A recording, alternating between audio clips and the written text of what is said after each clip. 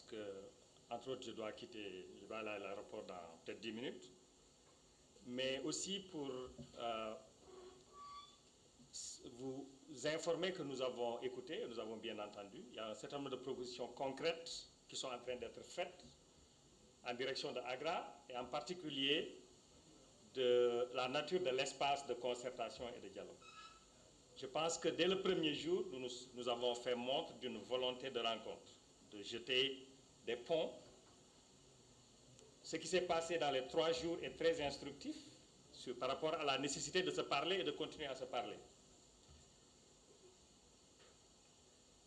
Je voudrais mettre l'accent sur l'importance de formater la discussion dans une manière qui nous permet de capitaliser sur ce qui nous réunit plutôt que sur ce qui nous divise. Et je voudrais rassurer mon collègue Diarra du Mali et les autres collègues qui ont parlé. Nous avons aujourd'hui concrètement un espace de partenariat au sein de Agra avec les organisations paysannes dont je suis le responsable. Donc il y a des choses que nous contrôlons. Les modalités de son partenariat sont très claires, nous l'avons exposé.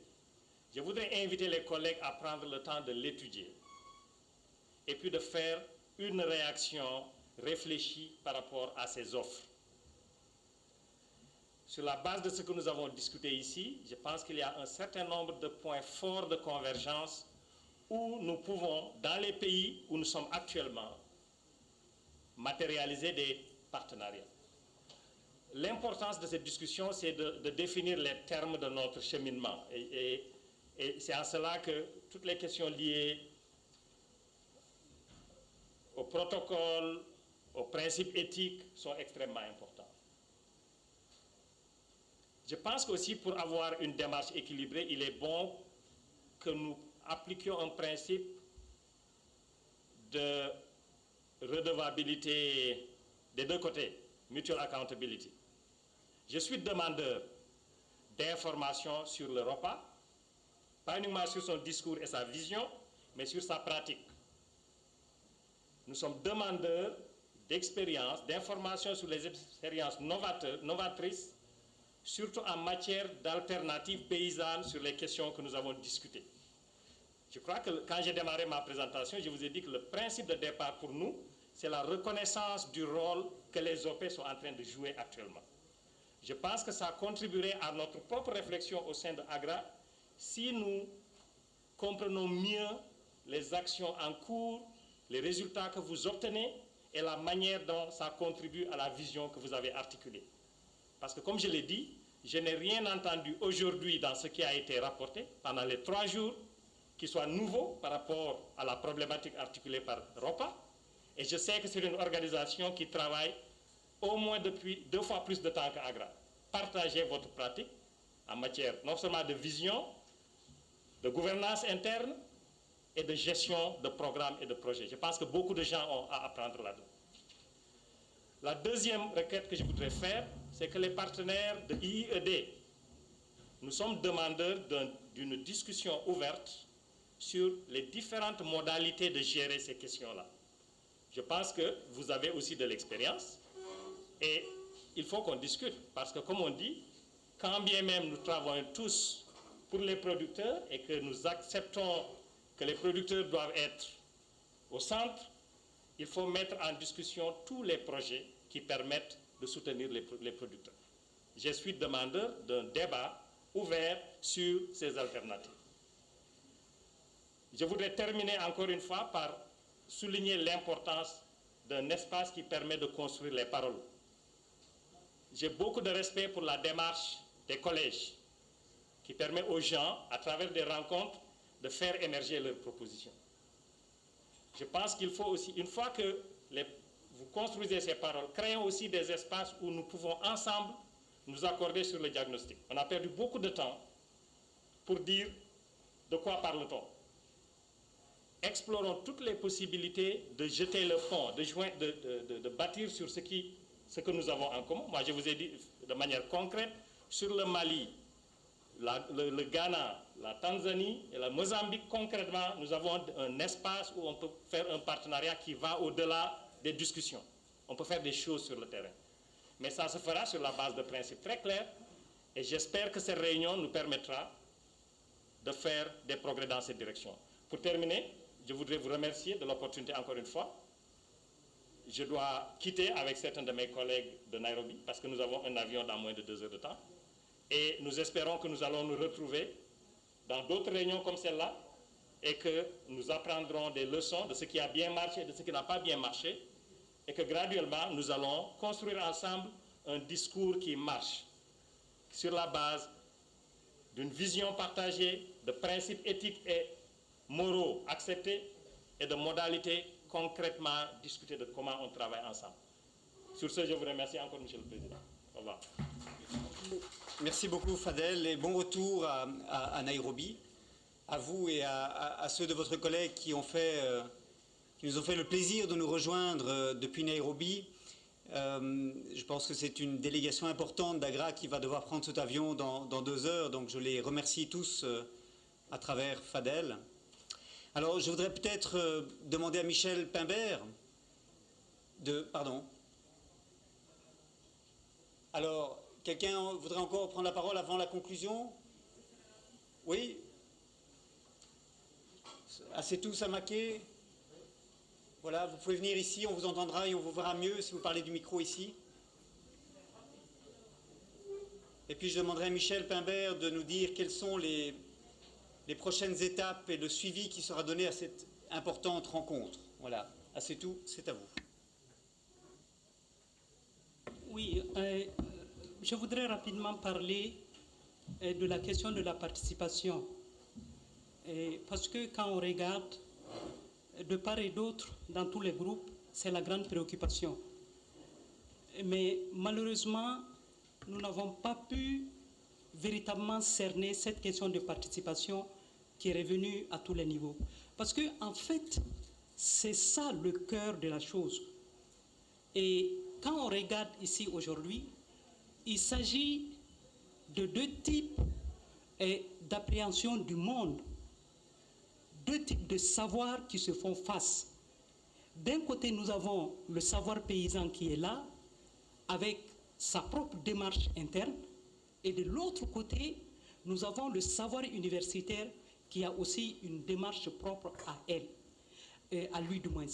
Donc, et ces 2 mondes, je dirais, ces 2 mondes, 2 cultures qui sont face à face, et ces 2 mondes qui se retrouvent autour des mêmes sujets. Et il faut nécessairement que ces 2 mondes communiquent.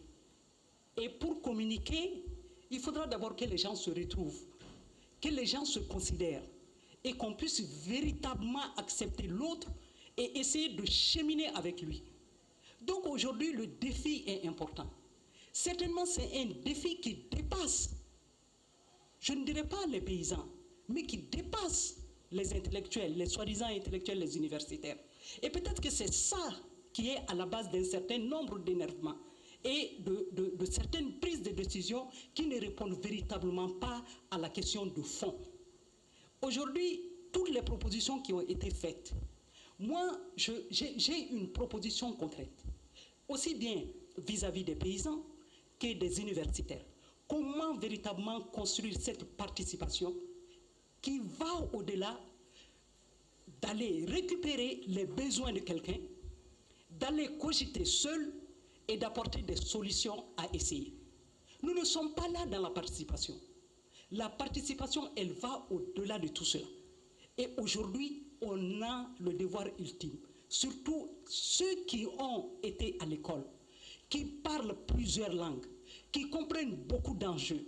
Nous avons cette responsabilité de construire véritablement la participation et qui va fondamentalement résoudre la question du contrôle. Vous ne pouvez pas contrôler quelque chose que vous ne comprenez pas. Vous ne pouvez pas contrôler quelque chose autour de laquelle vous n'avez pas été impliqué véritablement. Le contrôle vous échappe quand la connaissance vous échappe. Donc aujourd'hui, il s'agit de voir quelle est la méthode, quelle est la stratégie qui permet véritablement une convergence des savoirs, une convergence des connaissances. C'est en ce moment seulement qu'il peut avoir une certaine équité, une certaine égalité entre les différents acteurs. Et c'est à partir de là qu'on peut véritablement cheminer ensemble, qu'on peut véritablement résoudre la question de l'agriculture et la question de la souveraineté alimentaire, de la sécurité alimentaire. Si cette question n'est pas débattue, je pense qu'on va toujours revenir. Et c'est douloureux pour les universitaires de se remettre en cause. C'est très douloureux. Parce que d'abord, il y a ce handicap de la formation qui est là, qui fait qu'à la sortie, le diplôme nous pousse à nous donner une autre position et à nous amener à porter un autre regard sur l'autre. Mais malheureusement, cet autre constitue la majorité. Qu'est-ce que nous devons faire? Quand on ne peut même pas communiquer, certaines parlent nos langues locales, d'autres parlent les langues étrangères et nous nous retrouvons. On ne peut pas communiquer. J'ai regardé avec beaucoup de regrets aujourd'hui quand certains s'exprimaient dans les langues locales et quand c'était ennuyant pour d'autres. C'est la triste réalité de l'Afrique. Et aujourd'hui, on ne peut plus faire autrement. Parce qu'avec les différentes crises qui sont là, ce que je demande, depuis 1960, ça a été demandé par les pères de l'indépendance. On n'a pas pu. On est en train de différer. Ça fait 50 ans. Nos langues sont des langues de conversation. Nous ne sommes pas parvenus à faire de nos langues des langues de travail, avec des mots scientifiques que cela devrait nous permettre de nous comprendre et de cheminer ensemble. Nous ne parvenons pas à le faire. Donc la question de la participation reste un défi et cela ne peut être véritablement réglé tant qu'on ne va pas nous mettre à la tâche, cheminer ensemble, forger et muscler nos langues qui ont été exclues du développement pendant un certain temps, dû à notre histoire. Le défi est énorme, mais nous devons véritablement relever ce défi. C'est dommage que la majorité de nos collègues d'Agra sont partis, mais ça, c'est la demande forte. Et c'est pour cela, pour conclure, j'ai été d'accord avec le président de Agra quand il a dit la révolution verte nécessite une révolution sociale. Mais cette révolution sociale nécessite en dernier lieu une révolution intellectuelle. Tant que nous n'allons pas faire cette révolution intellectuelle en face et pour nos frères qui constituent la majorité, nous serons toujours là en train de tourner. C'est parce qu'on n'a pas la solution, c'est ce qui fait qu'on ne se parle pas. Et il faut véritablement qu'on se mette ensemble pour résoudre ce problème. En ce moment, nous serons crédibles en face de la majorité, dont les impôts, dans la majeure partie des cas, ont servi à nous envoyer à l'école.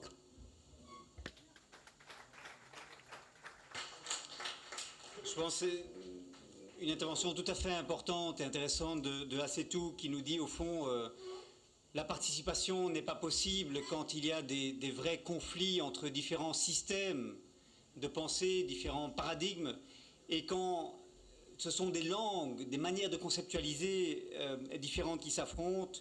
Et elle nous dit à juste titre, vous ne pouvez pas contrôler quelque chose qui vous échappe, c'est-à-dire qu'il faut d'abord que la connaissance soit meilleure, que la communication se fasse avant que la participation ait un sens. Sinon, elle demeure purement symbolique, formelle, sans capacité vraiment pour les personnes de s'y inscrire.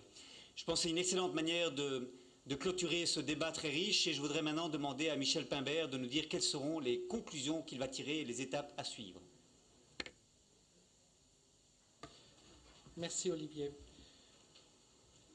Je vais parler en français.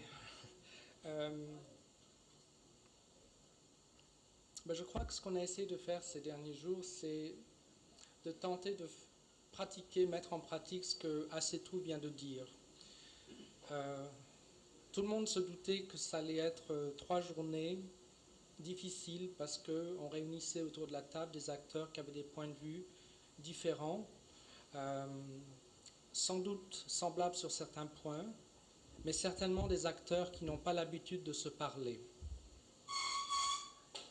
Je crois que l'événement a été une réussite en ce sens que les acteurs sont venus autour de la table. Je sais qu'il y a eu des moments plus houleux, des tensions, des frustrations, mais également des moments de réflexion plus calmes, des introspections. Je pense que des choses ont bougé au sein des esprits et des cœurs des uns et des autres. Ce n'est pas parfait, mais aucun et aucune d'entre nous pensions que ça allait être un processus parfait. C'est un processus social, politique, culturel, un dialogue interculturel qu'on a essayé de tenter en plusieurs langues. C'était une gageure. C'était un pari. Beaucoup ont pensé que ça ne pourrait jamais se faire. Ça s'est fait grâce à vous. toutes les personnes réunies ici, de toutes les organisations présentes au cours de ces 3 journées. Comme plusieurs d'entre vous l'ont noté, il y a eu beaucoup de richesse dans ces débats, beaucoup de cœur, beaucoup de passion et beaucoup d'idées, une masse d'idées en fait. Par moments, on voit où il y a des points d'entente et des points de différence, mais il faut revenir sur ce qui a été dit pendant ces 3 dernières journées pour essayer de restituer en toute honnêteté, dans toute sa diversité, le propos des uns des autres et des unes et des autres.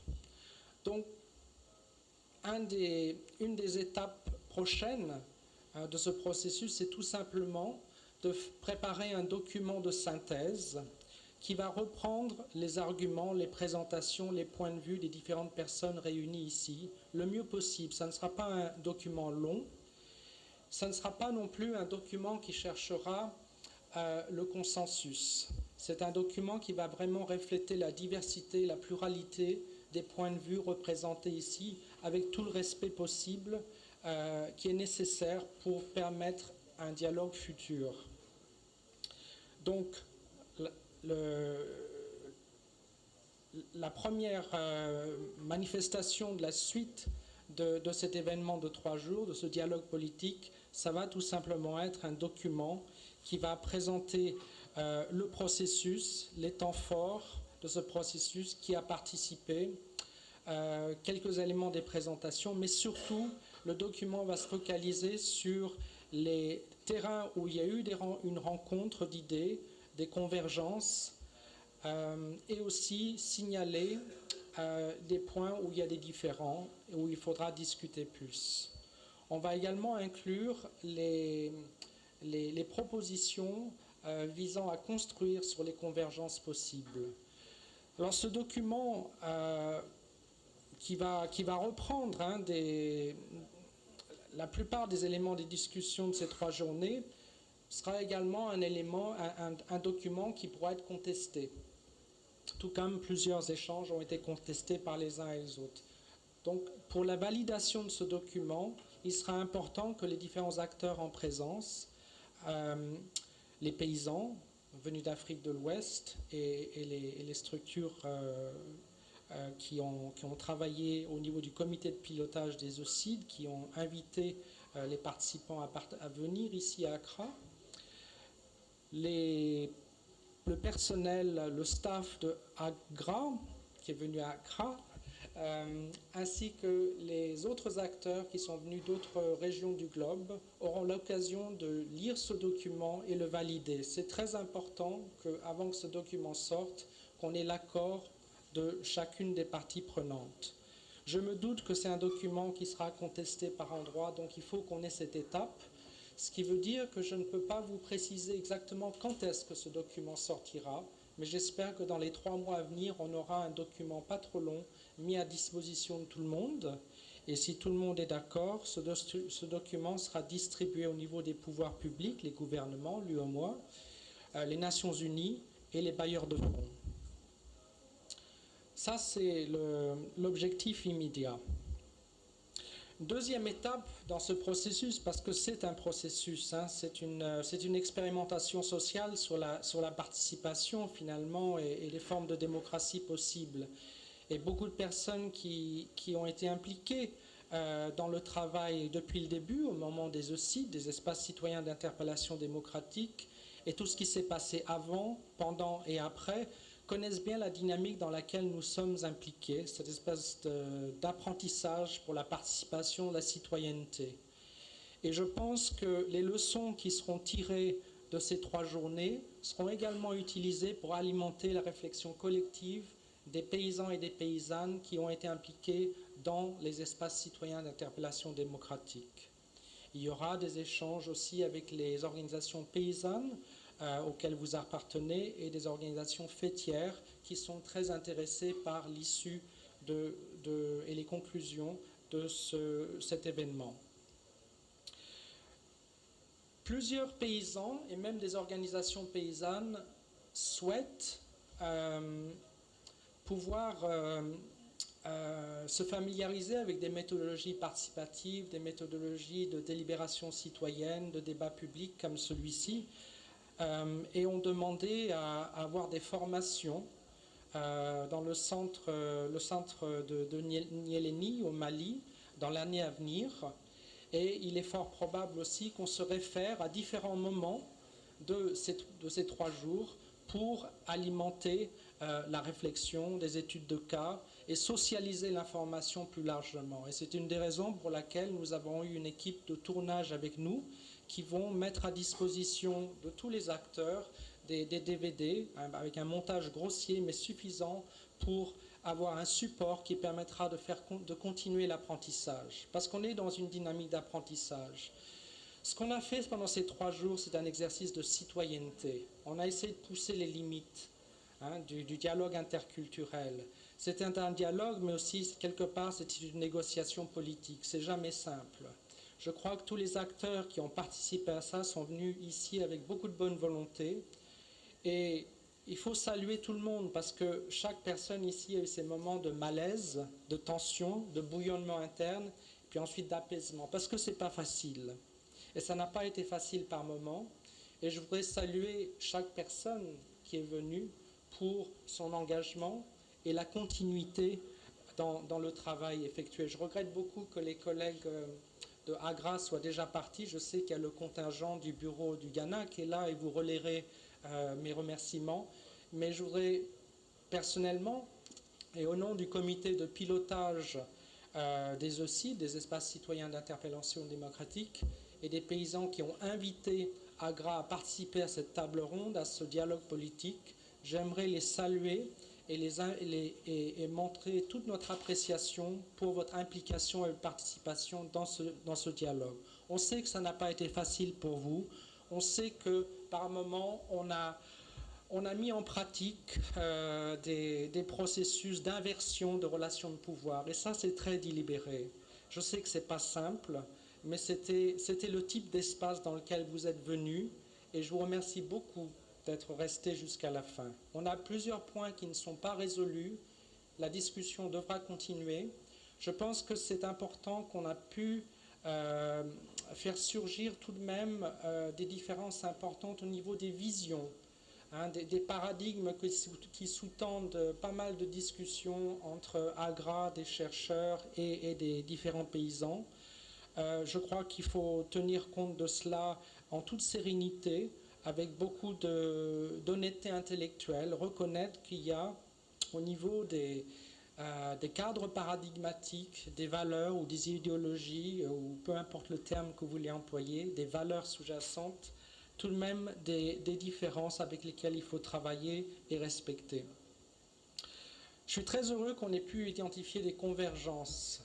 Et là, je voudrais saluer le rôle que jouait le président, Olivier De Schutter, qui a magnifiquement, mais vraiment magnifiquement facilité ces discussions et a permis, surtout dans la dernière heure et demie, de se focaliser sur des actions concrètes que les uns et les autres voudraient poursuivre. Donc, voilà la suite immédiate à moyen terme. Il faudra voir ensuite si d'autres acteurs veulent poursuivre ce genre de dialogue au niveau de l'Afrique de l'Ouest. Il a été question d'entamer des dialogues semblables au niveau international, au niveau de la FAO et du CGIAR, le groupe consultatif international sur la recherche agronomique. C'était des intentions affichées il y a 1 an.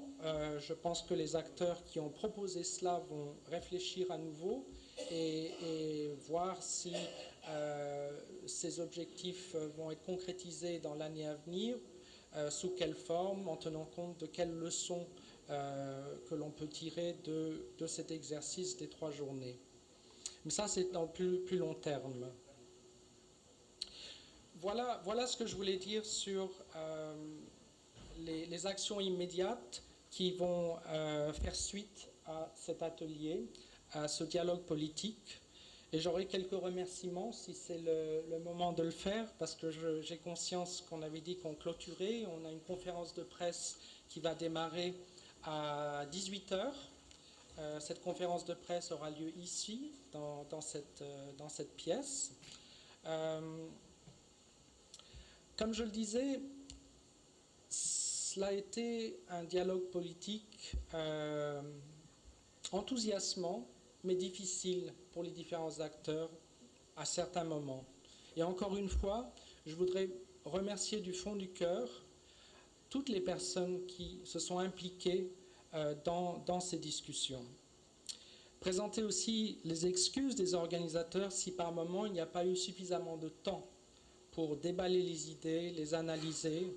J'ai tout à fait conscience que nos amis qui sont venus d'autres régions, de la Thaïlande, des Philippines, du Mexique, de l'Iran et de l'Inde, auraient voulu avoir plus de temps pour parler de leurs expériences.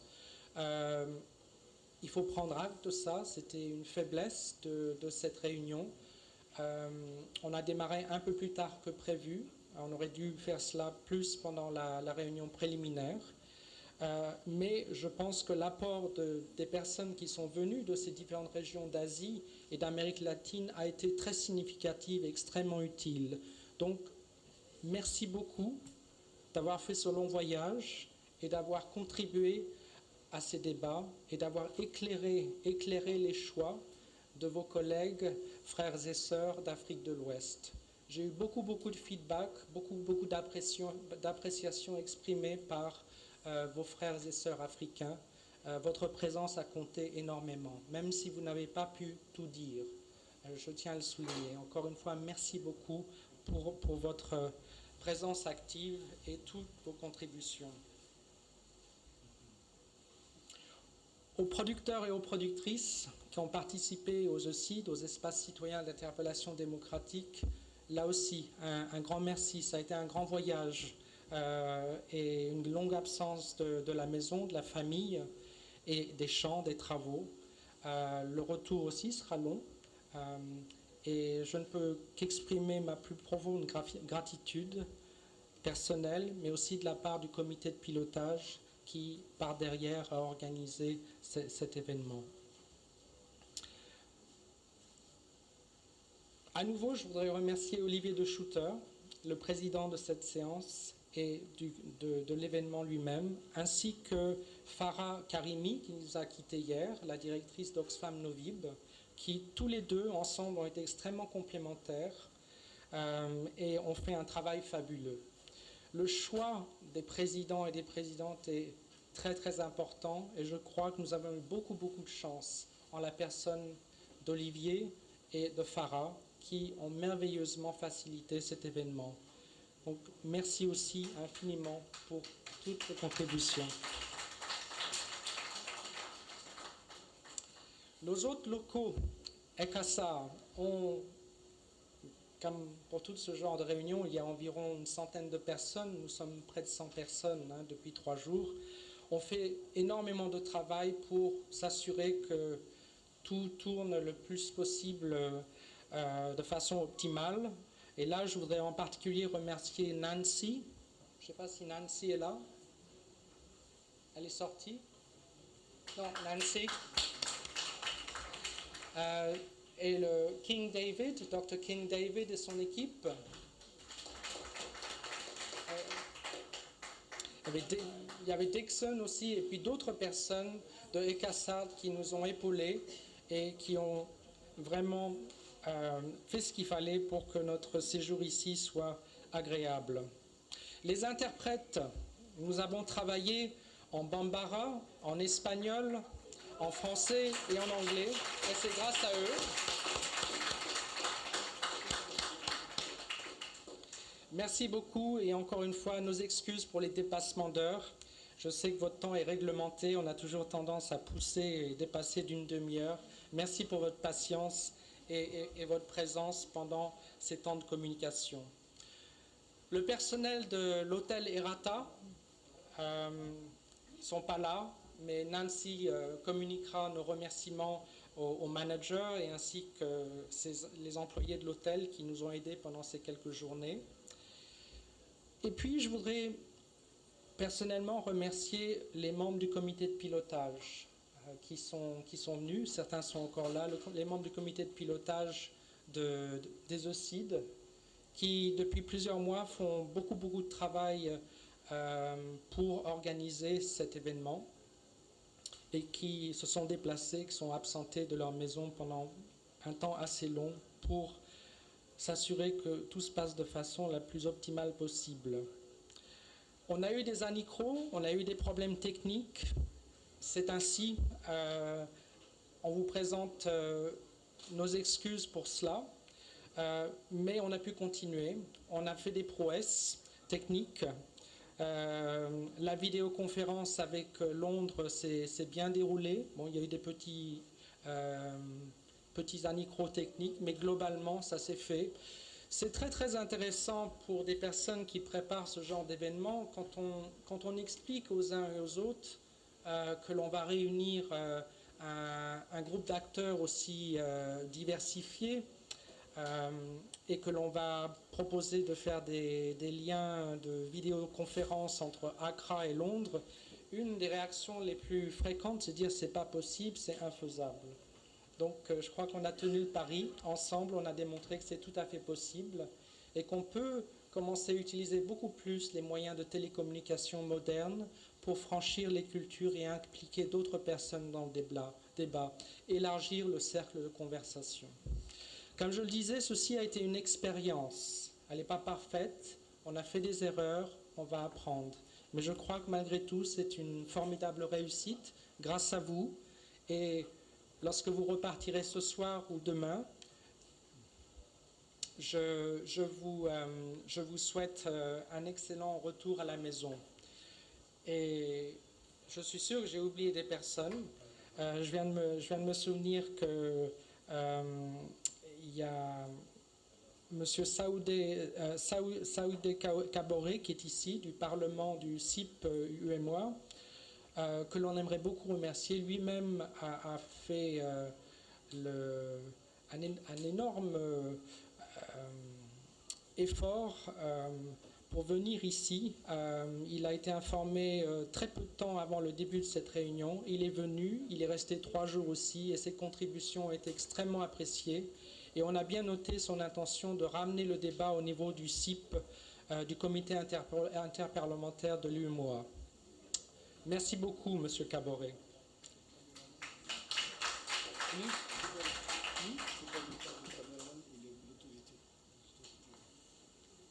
Les caméras?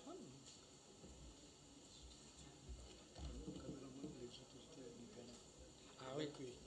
Alors, le chef du village, c'est bien d'avoir des contrôles comme ça. Le chef du village, c'était le chef du village des OSCID, me rappelle qu'il faut aussi que je remercie les autorités du Ghana. On a eu la visite du ministre du Ghana le premier jour, le ministre de l'Agriculture, le député, le vice-ministre de l'Agriculture et Alimentation du Ghana, qui nous a fait l'honneur de rester pratiquement toute la matinée. Merci aussi à l'équipe de Marie-Monique Robin, qui ont filmé de façon tout à fait discrète. Ils se sont fondus dans la masse et ont travaillé avec beaucoup de dextérité, beaucoup d'efficacité pour engranger toutes les images et les paroles qui ont été dites ici.